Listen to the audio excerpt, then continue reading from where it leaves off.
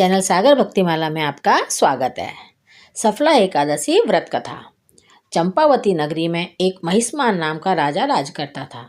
उसके 4 पुत्र थे। उन सब में लुम्पक नाम वाला बड़ा राजपुत्र महापापी था। वह पापी सदा पर स्त्री और वैश्यगमन तथा दूसरे बुरे कामों में अपने पिता का धन नष्ट किया करता था। सदैव ही देवता, ब्राह्मण व वैष्णवों की निंदा किया करता था। जब राजा को अपने बड़े पुत्र के ऐसे कुकर्मों का पता चला तो उन्होंने उसे अपने राज्य से निकाल दिया।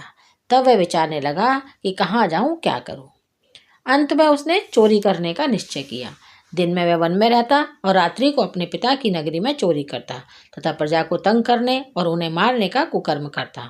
कुछ समय पश्चात सारी नगरी भयभीत हो गई। वह वन में रहकर पशु आदि को मारकर खाने लगा। नागरिक और राज्य के कर्मचारी उसे पकड़ लेते, किंतु राजा के भय से छोड़ देते। वन में एक अति प्राचीन विशाल पीपल का वृक्ष था। लोग उसकी भगवान के समान पूजा करते थे। उसी वृक्ष के नीचे वह पापी लुम्पक रहा करता था। इस वन को लोग देवताओं की क्रीड़ा स्थली मानते थे। कुछ समय पश्चात पौष कृष्ण पक्ष की 10वीं के दिन वह वस्त्रहीन होने के कारण शीत के चलते सारी रात्रि सो नहीं सका। उसके हाथ पैर अकड़ गए। सूर्योदय होते होते वह मूर्छित हो गया।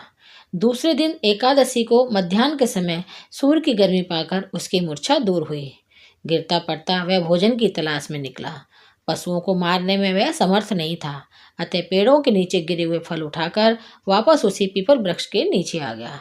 उस समय तक भगवान सूर्य अस्त हो चुके थे। वृक्ष के नीचे फल रखकर कहने लगा, हे भगवान, अब आपके ही अर्पण है ये फल, आप ही तृप्त हो जाइए। उस रात्रि को दुख के कारण रात्रि को भी नींद नहीं आई। उसके इस उपवास और जागरण से भगवान अत्यंत प्रसन्न हो गए और उसके सारे पाप नष्ट हो गए। दूसरे दिन प्रातः एक अति सुंदर घोड़ा अनेक सुंदर वस्तुओं से सजा हुआ उसके सामने आकर खड़ा हो गया। उसी समय आकाशवाणी हुई कि हे राजपुत्र, श्री नारायण की कृपा से तेरे सब पाप नष्ट हो गए हैं। अब तू अपने पिता के पास जाकर राज्य प्राप्त कर। ऐसी वाणी सुनकर वह अत्यंत प्रसन्न हुआ और दिव्य वस्त्र धारण करके भगवान आपकी जय हो कहकर अपने पिता के पास गया। उसके पिता ने प्रसन्न होकर उसे समस्त राज्य का भार सौंप दिया और वन का रास्ता लिया। अब लुम्पक शास्त्रानुसार राज्य करने लगा। उसके स्त्री, पुत्र आदि सारा कुटुंब भगवान श्री नारायण का परम भक्त हो गया।